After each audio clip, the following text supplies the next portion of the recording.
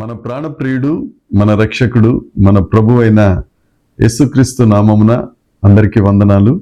దేవునికి స్తోత్రములు. పునరుద్ధానుడైన దేవుడు, మరణాన్ని జయించిన విజయశీలుడైన యేసుక్రీస్తు ప్రభువు మనకు అనుగ్రహించిన ఈ నూతన దినాన్ని బట్టి సమస్త మహిమ, ఘనత, ప్రభావములు యేసయ్య ఒక్కరికే చెల్లునుగాక. ఆ గొప్ప దేవుడు ఈ నూతన దినములో మనకు అనుగ్రహించిన దేవుని యొక్క వాగ్దానము, కృపావార్త. కీర్తనల గ్రంథము 42వ కీర్తన 11వ వచనము. నా ప్రాణమా, నీ వేళ కృంగి ఉన్నావు, నాలో నీ వేళ తొందరపడుచున్నావు. దేవుని యందు నిరీక్షణ ఉంచుము, ఆయనే నా రక్షణకర్త. నా దేవుడు ఇంకను నేను ఆయనను స్తుతించెదను. దేవునికి స్తోత్రం కలుగునుగాక, దేవునికి మహిమ కలుగునుగాక. మన దేవుడు స్తోత్రము నొందదగిన దేవుడు, స్తుతి నొందదగిన దేవుడు, స్తుతికి పాత్రుడైన దేవుడు. మనం ఆ దేవుణ్ణి స్తుతించడానికి అనేక రకాల కారణాలు, ఊహకందని కారణాలు ఎన్నో. మనం ఇట్టి రీతిగా సజీవులుగా ప్రాణం కలిగి ఉన్నాము అని అంటే, మనం మాట్లాడగలుగుతున్నాం, వినగలుగుతున్నాం, చూడగలుగుతున్నాం అంటే కేవలం దేవుని కృపే.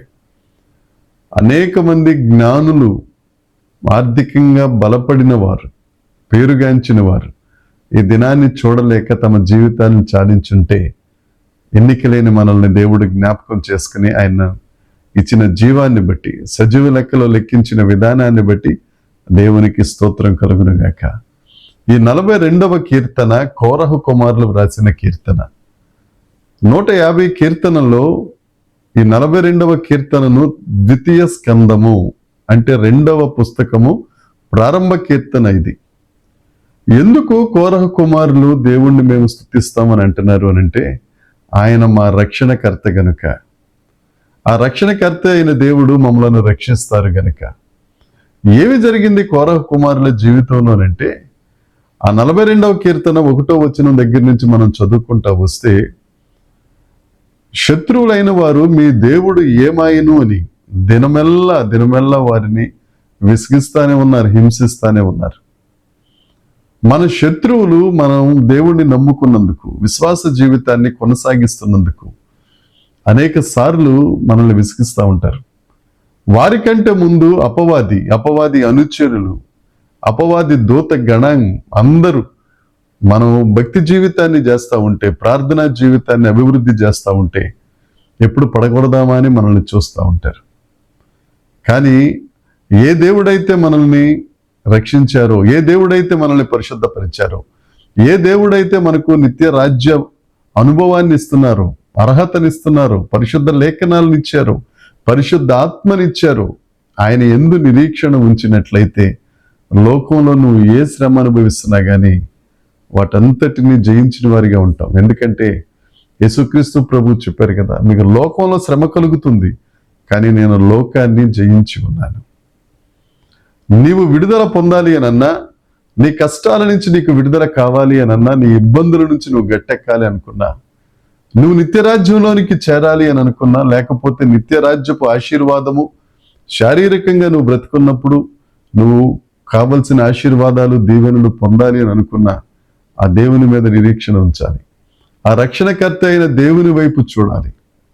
అనుక్షణము నీ నోట దేవుని స్తోత్రగానం ఉండాలి. ఎందరైతే ఆయనను స్తుతిస్తారో, ఎందరైతే ఆయనను అంగీకరిస్తారో వారందరూ అధికారం పొందుకొని వారిగా ఉంటారు. వారికి నిరీక్షణాస్పదముగా దేవుడు ఉంటారు. వారి స్వాస్య భాగముగా యేసే ఉంటారు. దేవునికి స్తోత్రం. నా ప్రియ సహోదరి, సహోదరుడా, ఈ దినములో ఆ దేవుణ్ణి స్తుతించడం ప్రారంభించు.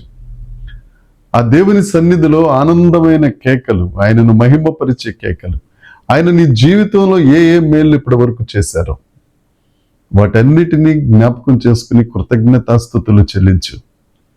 ఎంతవరకు నిన్ను కాపాడిన దేవుడు ఇక ముందును కాపాడతారు. ఎంతవరకు నిన్ను బ్రతికించిన దేవుడు ఇంతకంటే గొప్పగా దేవుడు నిన్ను బ్రతికిస్తారు.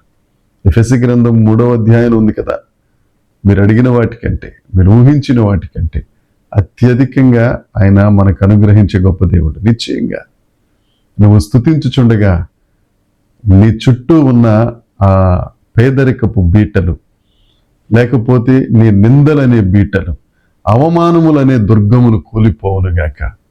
నీకు విడుదల కలుగునుగాక. నీకు రక్షణకర్త అయిన దేవుడు ఒక ఆయన ఉన్నారు. ఆయన నీకు తోడుగా ఉంటారు. నిత్యము ఆయనను స్తుతించు. దేవుడు నిన్ను దీవించునుగాక. ప్రార్థన చేద్దాం. పరలోకమందున్న మా తండ్రి పరిశుద్ధుడా, మా రక్షణకర్తవైన దేవుడా, నీకు స్తోత్రం.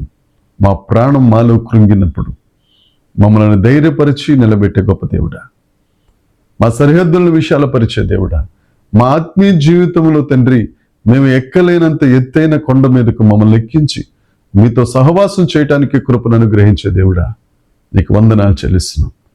ఎంతమంది అయితే కృంగిన వారు ఉన్నారో, ఎంతమంది అయితే నిరీక్షణకు ఆధారం లేకుండా ఉన్నారో, వారందరినీ మీ చేతి కిందకి తీసుకొస్తున్నాం తండ్రి. వారికి ధైర్యం ఇచ్చి, దేవ వారికి నిరీక్షణనిచ్చి, మీరున్నారు అనే ధైర్యాన్ని వారికి ఇచ్చి, నీవు రక్షణకర్తవని, నీవు రక్షకుడవని వారు తెలుసుకుని, దేవ నీ పట్ల ధైర్యం పొందుకొని ఆశీర్వదించబడి నిన్ను స్తుతించుటకు కృప చూపించి మహిమ పొందమని యేసుక్రీస్తు నామమున ప్రార్థించి అడిగి వేడుకొనుచున్నాము తండ్రి. ఆమేన్. దేవుని కృప మనందరికీ తోడై ఉండునుగాక. ఆమేన్, ఆమేన్, ఆమేన్.